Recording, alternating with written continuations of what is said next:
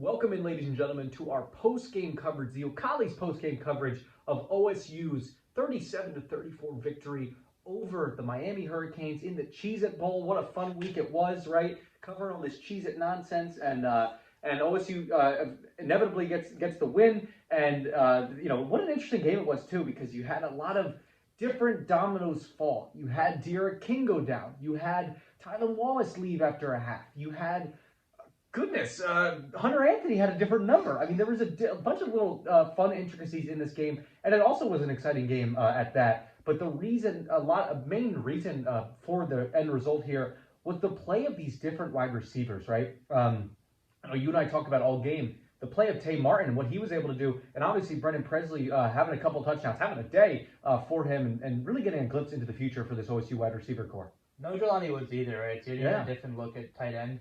I guess that's why Hunter Anthony played there. But jokes aside, Tay Martin, obviously Brendan Presley is the big headline here, right? You know what he is, right? An explosive freshman, right? Obviously a little bit undersized, but he showed he can make plays from the slot, mostly. Played a little bit on the outside. He is explosive with the ball in his hands. He ran good routes. He got open. And from there, yards after the catch, he can obviously move. He's explosive. He's fast. He's quick, very quick. Getting off the line quickly, getting to open spaces, getting the ball. That was great because it was great all over because he can show that he gets down the field or he can, run the short routes. And something I know we talked about before the game was one of the things about this Mike Gundy offense is the slot receivers with Dylan Stoner. Some of the reason you don't see pop-off Dylan Stoner games unless he's the number one guy is because the slot receiver traditionally runs a lot of those out routes, in routes, crossing routes, short little things, right? Then the outside receivers. That's why we've seen Braden Johnson have big blow-up games at times. Tylen Wallace, Dylan Stoner when he's out there. But great on Brendan Presley finding the open spots, getting down the field and making plays, showing off some strong hands. But man, Tay Martin, I think, really impressed us for sure. Casey Dunn said he put him at the Z receiver. I didn't even realize. A lot of times, you get a little bit confused between the X and the Z. But we know that this Z receiver in this offense is very important. Watch what Tylen Wallace has done versus, X receiver like when Tay Martin plays there, when Brady Johnson plays there, when D. Anderson plays there, right? Again, obviously talent deficiency is a little different, but it's that role of that Z receiver. And I think Tay Martin played it really well. Showed he can go down the field when he gets the ball in his hands. We know what Tay Martin can do, with those out routes, 5 to 10 yards. He gets open. But now we saw a little bit of the juice after. Ability to get, rack up extra yards, the strength. First off, the strength to the point of to high point balls. Obviously, he's not Tylen Wallace, but you saw some of that ability, the strength, what you kind of, you guessed that he would bring when he came from Washington State. The ability to go up, grab the ball, strong hands, strong body, great body control. Then when he gets the ball in his hands in the short 5 to 10 yards after the catch, you saw a little bit of the elusiveness, the ability to juke a guy out. Then strength to, just like Tylen Wallace does, run over a guy and keep going. So it's great to see him in that role, and maybe we'll see him next year too. Exactly. And one of the things that's misleading about that Washington State offense, or Mike Leach's offense rather, the air raid, is that there's a lot of mesh concepts in there. So there's a lot of crossing routes. There's a lot of shorter passes, and they rely on yards after catch. And Tay Martin was able to show it today, right? Sure. What he's able to do. And if they keep going with him in that system there, and if next year could be a good year for him, for Brett Presley, for any of these receivers who stepped up today. It was almost poetic, it seemed, that some of these receivers stepped up the way they did in what was effectively a curtain call for Tyler Wallace, who, obviously, as we know, not went down, but I guess sidelined himself. Him and Mike Gundy decided to sideline him after one half, rather. What did you think about that? Yeah, what more can you say about this guy, right? He's not only all over the stat sheet, all over the record books at OSU. He's obviously been one of the best OSU wide receivers of all time, right? And that's a great group of guys. You talk about Julian Blackman, James Washington. You go down the list, as Bryant, right? On and on and on. But he's just another guy. He's done so much for this team. He's meant so much to this team. Whether it's Taylor Cornelius, whether it's Drew Brown, whoever is under, whether it's Shane Ellingworth, Tylen Wallace has been the guy. He's been, one of the best, if not at times the best receiver in college football, certain leagues, right? He's been that sort of dominant guy. He's rewrote the books, not the most biggest guy. Obviously, he's very explosive, he's very fast, but he's not the most, he doesn't have elite Tyreek Hill type speed, for example, right? But he's so physical. He's able to, just looks like an NFL receiver going up and catching those things. A very good, underrated route runner. Everything he's done is so much. He's meant so much to his program on the field, off the field. Like we've talked to him, great guy, right? Very nice guy. Of course. And very humble guy. And from there, this guy's going to the NFL. Obviously, he's going to be I think, a star there. I think he's going to be a star there in spite of the size and all those sort of deficiencies. But yeah, I mean, it's great calling out. I really appreciate. I'll say this, outside of X's and O's, it was just the appreciation that you had for Casey Dunn, for Mike Gundy, for all those coaches there. You could just feel kind of the emotion when they're talking of they didn't want Tylan Wallace to be out there more than half. They didn't want to put him at risk. They didn't say these words, but I felt like as a coach, there's more than just a coach and a player. You're not just a player and a coach. You're not just, hey, you're going to give me this many yards. You're going to give me that many touchdowns. It's more than that. It's a bond. It's a true, almost like a father-son type of bond. And, you root for him, not just what he does at OSU, but beyond that. If you're Mike Gundy, if you're Casey Dunn, you root for him past there. And you want him to succeed, not just on the field, off the field, in the NFL, everywhere. And that's the type of decision. That's the sort of emotional IQ that goes into a decision like this.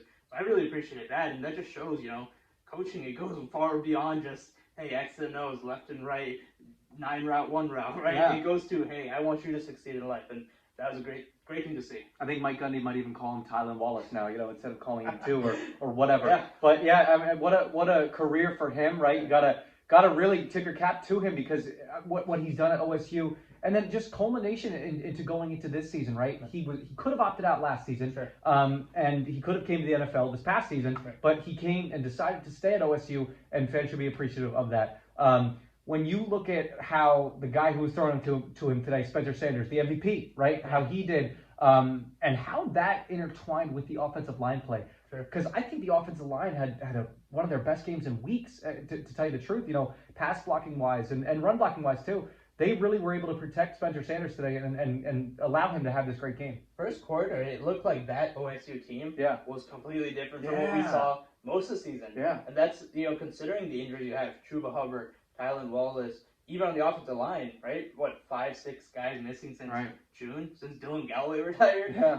And you're right. That's where it all started. I think the play design was awesome. They were getting the ball out of Tylan Wallace's hands quickly. Like Casey Dunn mentioned, there were a couple of RPOs, mixed in there. Some of those play action looks and just quick outs, quick routes to get these guys slants, reading the defense, a lot of off coverage, understand, and then it was also hand in hand with how well the receivers were playing. You got the ball in Brennan Presley's hands, 10, 15 yards, let him run the rest, right? Yeah. But it's smart. It's when you have a very talented defense, you have a defense that it's done some really good things. Yeah.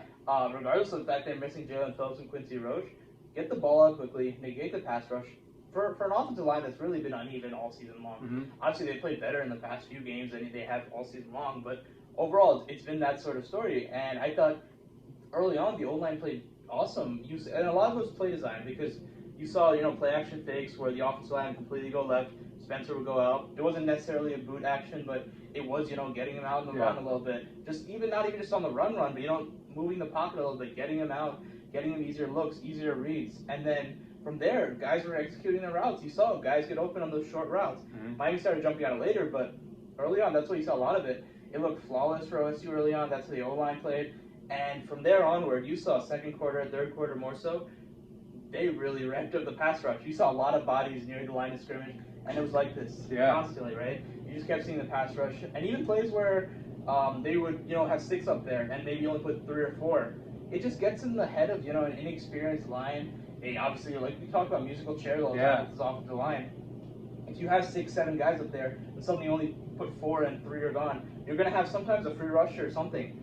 And that's not something that's always going to happen. But when you have an inexperienced line like this, that's going to happen. It's not a good thing, but it happens. And that's the issue, right? When you're messing with the line, you're constantly getting pressure. Then they're just trying to figure, okay, let me go this guy, that guy. Then you see a stunt. Then you see, some misdirection. Sometimes you see cornerback blitzes. You saw a lot of things from Miami.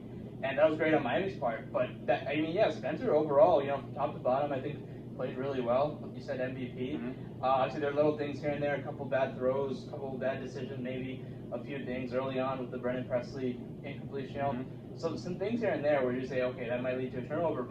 I think the fumble, I didn't see it again, but the one where he fumbled and was Preston Wilson got on it.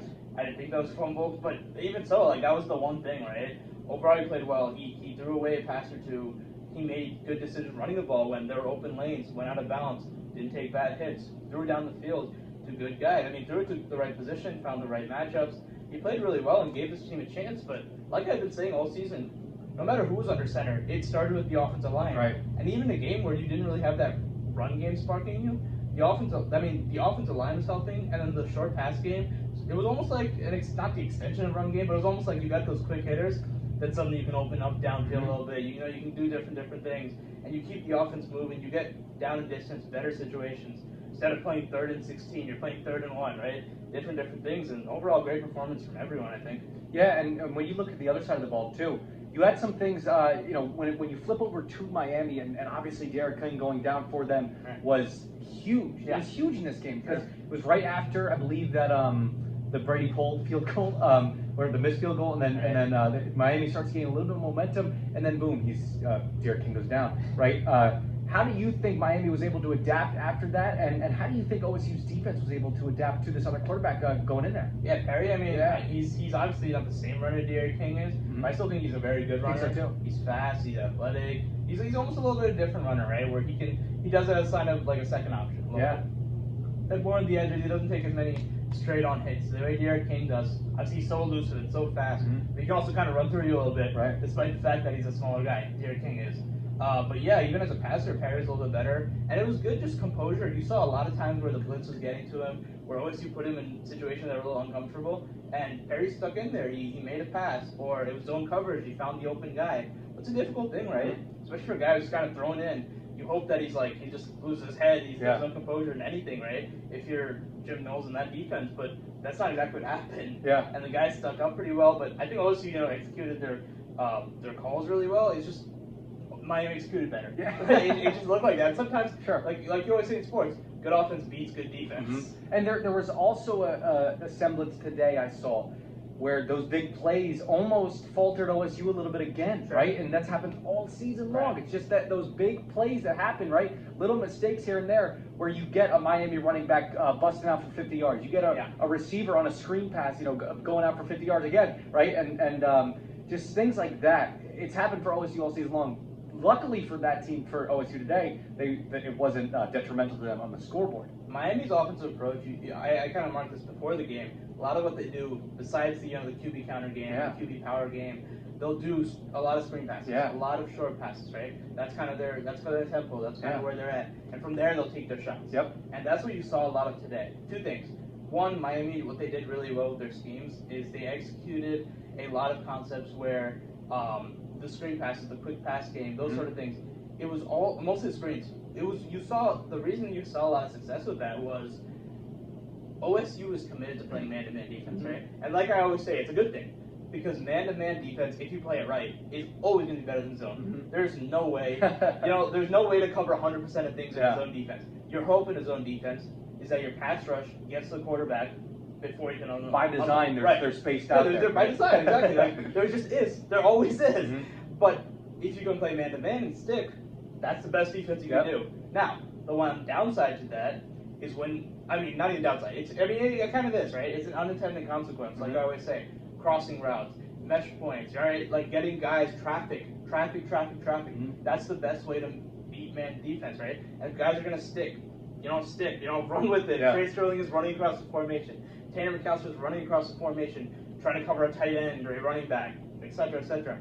Then you're going to get stuck, right? And you saw that a lot on the screen passes. The blocks were executed so well for Miami. They got the blockers out there. They got a guy in traffic. So suddenly you have, a 3-by-1 formation where you have 3 receivers.